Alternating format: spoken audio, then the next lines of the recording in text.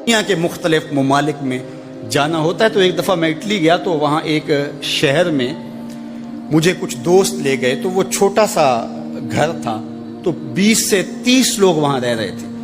تو میں بڑا حیرت زدہ ہوا، تو میں نے کہا کہ آپ یہاں تنگ سی جگہ پہ 20-25 لوگ رہ رہے ہیں، تو اتنی مشکل میں کیوں رہ رہے ہیں؟ تو کوئی بڑا سا گھر خرید لیں، آسودہ رہیں۔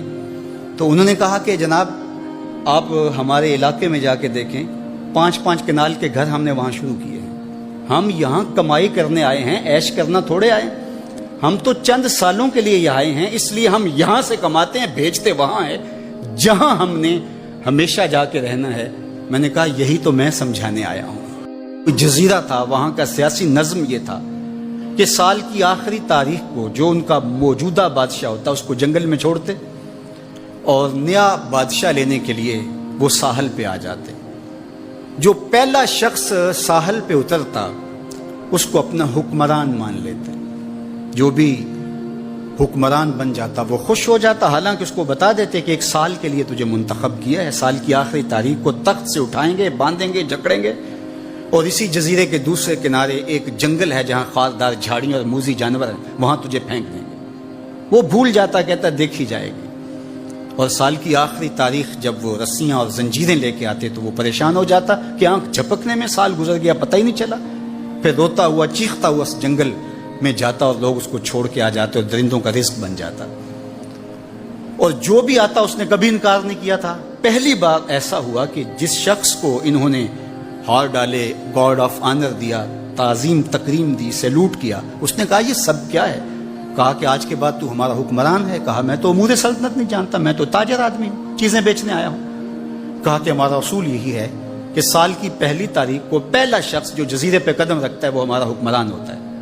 اس نے کہا میں تو امور سلطنت کو نہیں جانتا، تو یہ کس طرح ذمہ داری قبول کر سکتا ہوں؟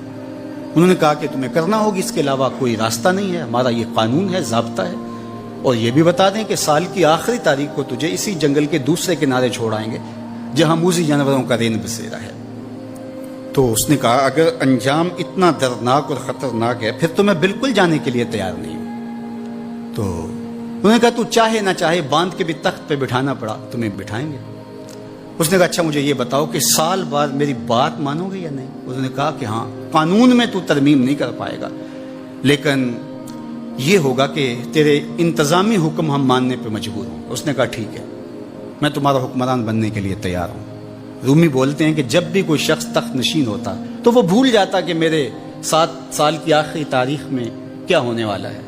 وہ عیش و عشرت کرتا اور یوں وقت گزارتا، سال کی آخری تاریخ آنکھ جھپکنے میں آ جاتی۔ لیکن یہ پہلا شخص تھا، تخت نشین ہوتے اس نے پہلا حکم نامہ جاری یہ کیا کہ کمانڈوز بلائے جائیں۔ بلائے گئے، کہا اس جنگل میں چلے جاؤ جہاں تم بادشاہوں کو پھینک کے آتے ہو اور وہاں کے موذی جانور کاٹ ڈالو۔ پھر بلدیہ کے ملازمین بلائے، کہا جاؤ جا کے وہاں کی جھاڑیاں کاٹو۔ پھر معمار بلائے، کہا جا کے وہاں محل تیار کرو۔ کچھ لوگوں کو بلایا، کہا جا کے وہاں پھول لگاؤ، پھلدار درخت لگاؤ، سایہ دار شجر لگاؤ۔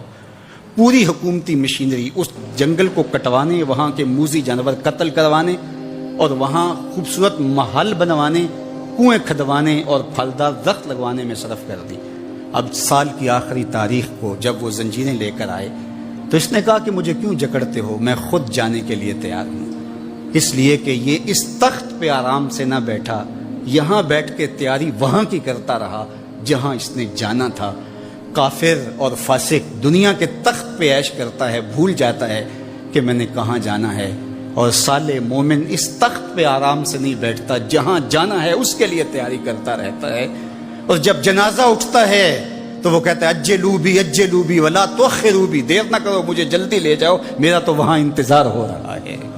اور پھر جب وہ وہاں پہنچتا ہے تو القبر روضۃ من ریاض الجنہ، وہ جنت کے باغوں میں سے باغ بن چکی ہوتی ہے۔ وہ سارے تھور، ساری جھاڑیاں، ساری آگ اور وہاں کے سارے بھڑکتے ہوئے شعلے بجھا چکا ہوتا ہے، اپنے اعمال کے لشکر بھیج کے۔ ہم نے دیکھنا ہے کہ ہم یہاں آخرت کے لیے کچھ بھیج رہے ہیں کہ یہی سب کچھ لٹا رہے ہیں۔